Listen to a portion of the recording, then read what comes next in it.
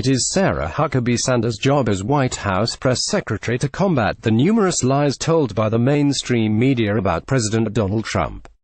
Disgusting, lying reporter Philip Rucker intentionally trash-talked the president's trip to Florida, saying that when it comes to supporting children in America, Trump's nowhere to be found when tragedy strikes.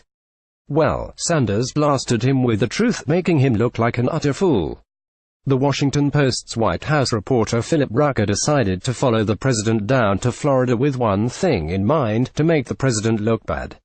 Rucker hates Trump, and he wrote up a salacious article about the president's visit to the school shooting victims, then tweeted it out, which got the attention of White House press secretary Sarah Huckabee Sanders. Adds Buyer of Content, which he reported, maybe the media is just so used to covering a president like Barack Obama, who was more concerned about playing a part for the American people than leading our country, but it seems many a journo had his or her panties all sorts of wadded up over various photos taken of Trump while he visited survivors of the Florida shooting at the hospital.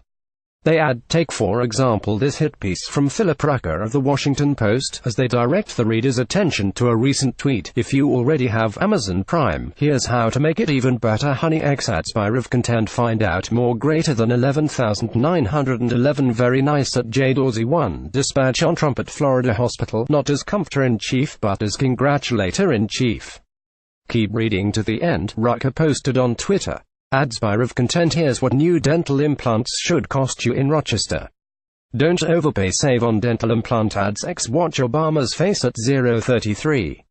This leaked video will destroy Obama's legacy. Alliance for Advanced Health. World War II discovery kept secret for over 70 years. This will make you furious. Natural health response. Rucker shared his biased account of Trump, writing, "Trump followed a tried-and-true playbook for responding to crises, as he has a mass shooting in Las Vegas and a hurricane in Texas, leaning on praise of the responders, casting the response in hyperbolic terms, while making quick and choreographed stops that do not draw protesters or detractors or large crowds."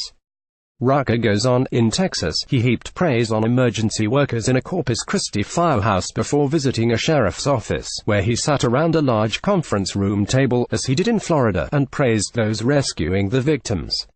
Rucker loves to stir up the useful idiots, making them believe the president has no real feelings and his visits to these devastated communities is a game.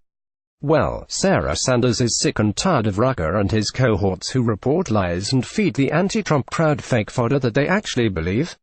Sanders set Rucker straight, blasting him with a real truth bomb. If only he'd actually verified the facts in his anti-Trump babbling, he would have had Sarah Sanders dropping the mic on him and his story on Twitter. The tough press secretary tweeted to Rucker, actually at Philip Rucker, "It's not very nice, but it is very misleading.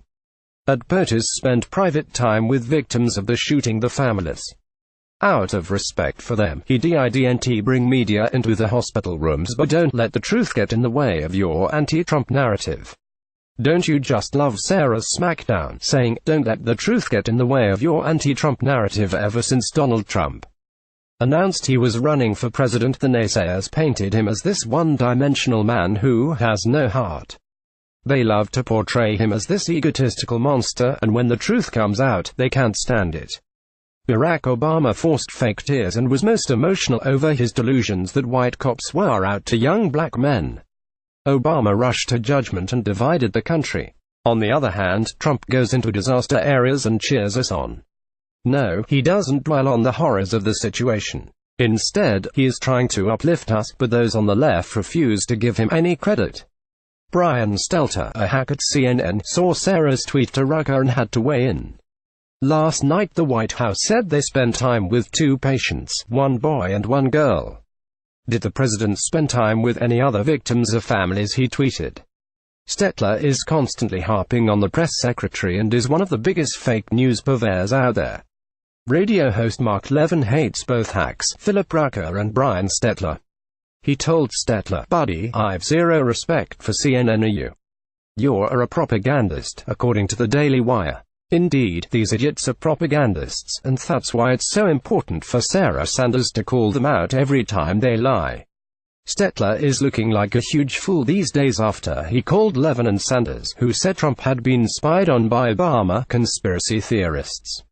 Now, who is getting the last laugh? While Rucker and Stettler were laughing at anyone who backed the president's claim that he was spied on, the truth of that has come out, and it's no conspiracy theory anymore. You have Amazon Prime. Now how to make it even better? Honey X ads by Rev Content. Find out more. Greater than 6,917. Instead of apologizing and saying they were wrong, Philip Rucker and Brian Stettler continue to make fools of themselves, but Sarah Sanders gets the last laugh every time.